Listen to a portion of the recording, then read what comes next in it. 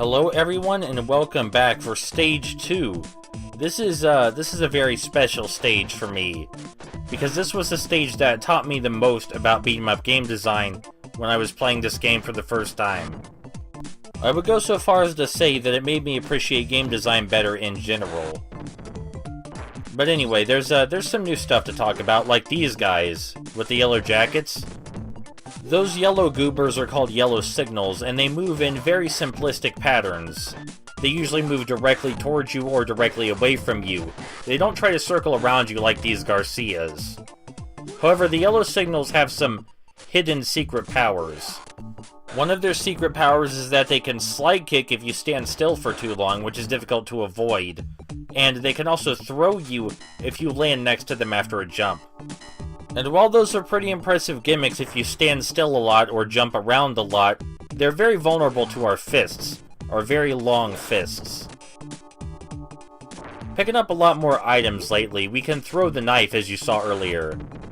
But how you throw it exactly, I've never been able to ascertain.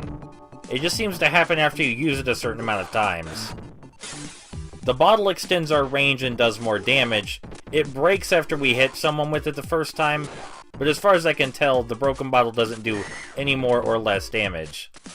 You'll notice that unlike Final Fight on the Super Nintendo and quite a few other beat-em-ups, this game isn't afraid to throw a lot of enemies at us at the same time. And unlike a lot of other beat-em-ups, it's difficult to get all the enemies on the same side. Like I said back when I was playing Fatal Fury Final, you just have to observe all of their AI behaviors and watch them closely when they appear. It's all about reacting appropriately. Especially with Adam, who is not as fast as the other two playable characters. It's more about reaction than action.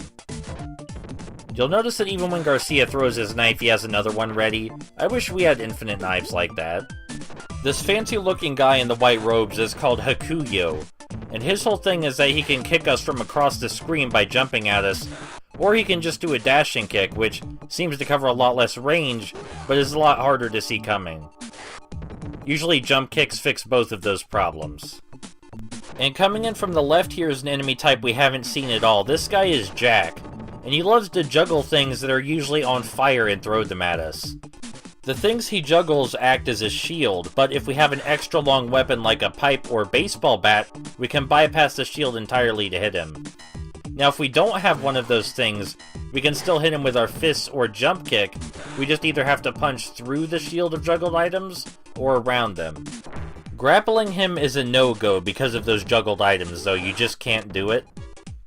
At least until there's a later variant of Jack without the juggled items, but he still moves like he's juggling. It's very odd. But if you have a pipe or baseball bat handy, then that's ideal. That's the ideal way to take care of these suckers. Now you might be wondering, because I said you can punch around the juggled items, what exactly that even means.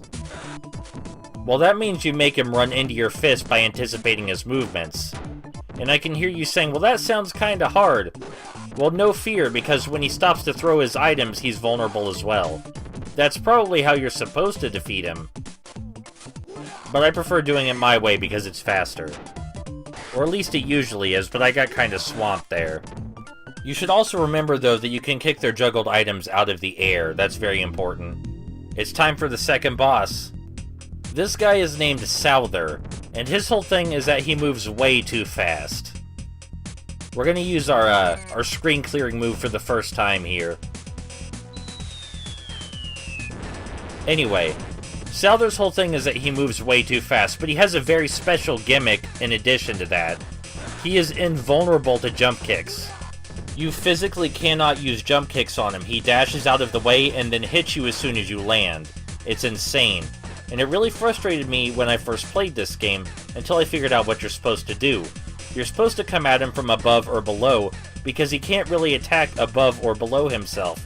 And it seemed so simple to me when I figured it out. I'm like, why didn't I ever consider using the third dimension in this three-dimensional beat-em-up?